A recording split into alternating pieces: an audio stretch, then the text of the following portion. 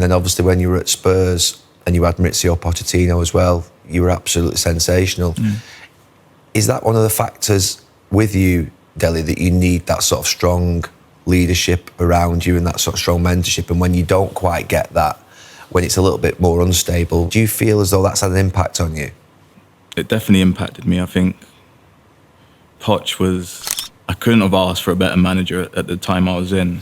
Him and his team, it wasn't like a footballer and a manager relationship, it was deeper. He was just so understanding of the decisions I was making, and he was guiding, like, he cared about me as a person before the football, which is what I needed at that time.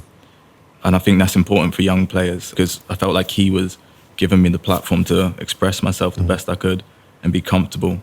I mean, players always used to say that I was fearless. I wasn't fearless, I was just brave.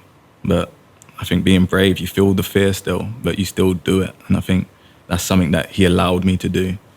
So yeah, I think he helped a lot in that period of my career, which is why it was tough for me when he left, because, you know, then you come into new managers and it was hard for me to let anyone in at that point and to be open. And I felt like everything was just so fake.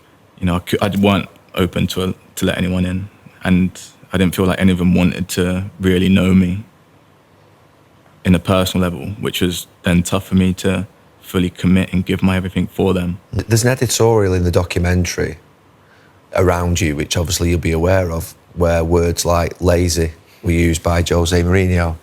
And then obviously there was the sort of one-on-one that he had with you, which was one of the sort of most fascinating parts of that documentary, where he talked about reaching your potential and that don't just deliver in moments.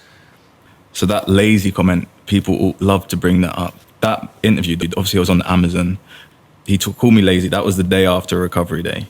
A week later, he apologized to me for calling me lazy, because he'd seen me actually train and play. But that wasn't in the documentary, and no one spoke up about that. I didn't think anything of it at the time, because I know in myself I'm not lazy.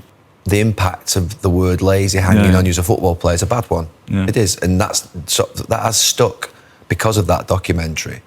But it's interesting that it wasn't in that he'd apologise for it a week later. That's what I mean. What you see sometimes isn't the way it really is.